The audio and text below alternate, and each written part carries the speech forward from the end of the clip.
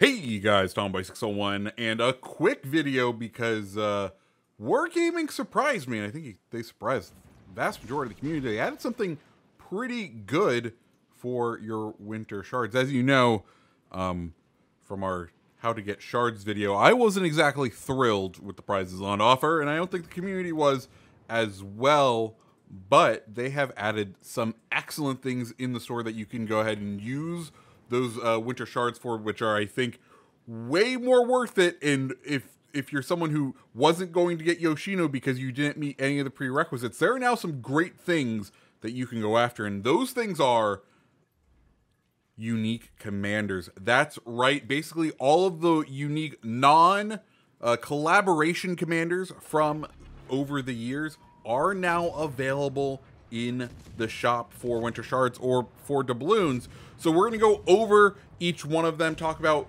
when it's worth buying them, for what players it's worth buying them, or if they're just a pass overall. So if that sounds good to you, let's just dive on in. So first off, to get to these commanders, what you're going to go over to the store, then head on over to the special tab, and then Santa's Trove. That's where you're going to need to go. You can see we have these things, which we don't really want. What we care about is the commander. So we're just going to go line by line. The first one up, Shelly Beeple, and I think she's one that is a hard maybe for you. I think if you're someone who wants to be able to do a stealth radar build with your American cruisers, but very specific ones, I'm talking like Indianapolis, the premium one. So if you're, or Wichita, if you want to be able to do a stealth radar build with them, Shelly Beeple is the way to go. That's about her only skill. I'll be honest. I really enjoy her because she lets you do some weird and wacky things, but unless you have like Indianapolis or Wichita, I don't really see the utility in having her. Her base trait is going to reduce the risk of catching fire, which, hey, that's nice. And then her unique skill is Private Zone, and it's going to decrease the detectability of your cruiser. She's also really nice because you have two versions of Ingenious along with a perceptive type skill. So she's very useful there, but I think overall, I think there's a better American cruiser commander within this list. After that, we have Spacefishy, and Spacefishy is one who I've tried to run on my destroyers. I'm not a big fan of running him on my destroyers. Who I am a big fan of running Spacefishy on is my aircraft carriers. Spacefishy, his base trait, it's going to boost the speed of your torpedoes, and as such, carriers tend to have very slow torpedoes, so you get a large percentage increase off of the three knots extra speed, and it really does make a difference. So if you're a big carrier player, or you're struggling with making carriers work for you, and it's specifically some of the torpedo-based carriers, I think Spacefishy may be the way to go. His unique skill is called Breakneck Speed. It's going to reduce the cooldown time of your speed boosts, give you extra charges of them, and reduce the duration of them. So not really, like I said, he's not really that great as a destroyer commander, but I think he's really great just as a inspiration for your aircraft carriers. After that, we have John Luke Pickup, and I'll be honest, I've never put him on a single ship, and I don't have any use for any of his abilities. I would just straight up skip him. I have no redeeming qualities for John Luke Pickup at the current moment. That could change in the future, but as of now, he's useless. After that is probably one of my favorite commanders in the game, Vincent Morf. He is your top tier American destroyer commander. If you like American destroyers, pick him up. His base trait is going to reduce the main battery reload time on all of your destroyers. Sick. That's a great skill to have for like pretty much anything. And then his unique skill is going to reduce the risk of the main batteries and the torpedoes being incapacitated, which can also happen quite a bit when you're in a destroyer. Overall, Vincent Morf, I think like 10 out of 10. If you like American destroyers, he is just a GOAT pick. Like, he's all I run on any of my American gunboats. Just go out and grab him.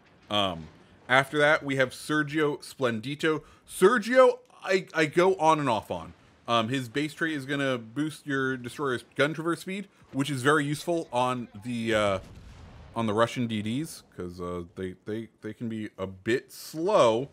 And his unique skill, which I don't end up running, is going to be Iron Shod. It's going to reduce the engine and steering gear impairment chance, which is nice, but I like Sidestep just a bit more. I've built him into a full dispersion build. I've enjoyed trying him out and using him as sort of my alternate Russian DD line commander, and I found some pretty good success with him there.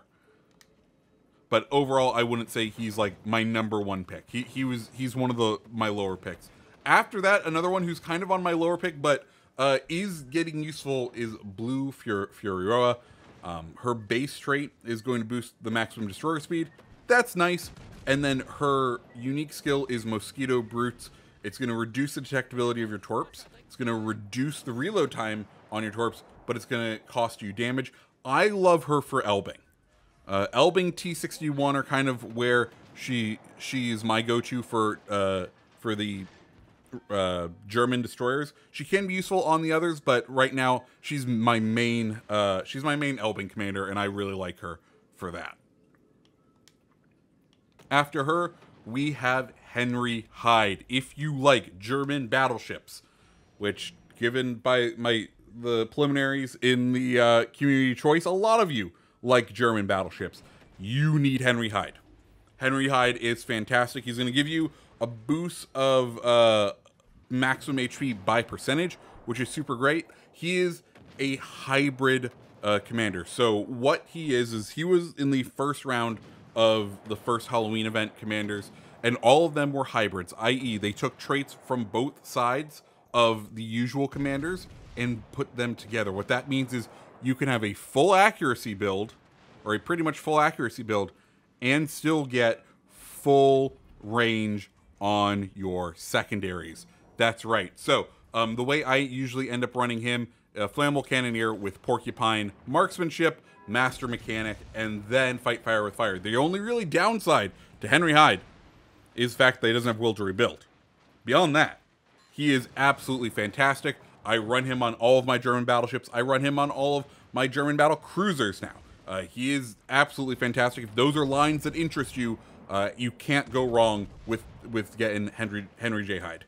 After that, we have Victor Einstein. Victor Einstein, another fantastic commander. He's my go-to for American heavy cruisers. So my Baltimore line, right? His base trait is going to reduce cruiser gun traverse speed.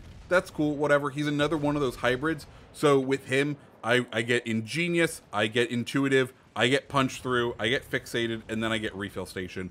And I absolutely love Einstein for my heavy cruisers. Then after that, we have a Hellsinger. Hellsinger, not one that I run ever. He's another one that I don't think you particularly need out there. So you could probably go ahead and just skip him. He's a hybrid one, but I don't think there's really been a good excuse. I was tempted on Kirasami, but you know, Kirasami, I think we've talked about that. But if you have Kirasami, which I doubt you do, I think that may be the only one that might qualify, may make you want Hellsinger. But beyond that, you can go ahead and just kind of skip him. Then we move on to Nobusadu Sanu. Same kind of thing here. I've tried to run him on a couple of things, but I think there are stronger torpedo boat commanders. His main trait, which is the only reason I'd be interested in him, is Blur. It's going to boost incoming dispersion, which means that you could go for a full incoming dispersion build on your destroyer if you really wanted to now, combining it with Vine and then like Serguei or another commander that has incoming dispersion buffs within their skill tree. But unless you're interested in a very niche build, I think Sanu is another one that you can go ahead and just skip. After that, Ivan B. Delightful.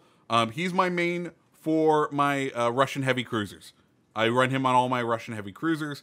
He's pretty good there. Also, if you saw our Yoshino video, he took a very prominent role in being able to do that build. So I think he's interesting. He's not my favorite just because I'm not a big Russian heavy cruiser guy.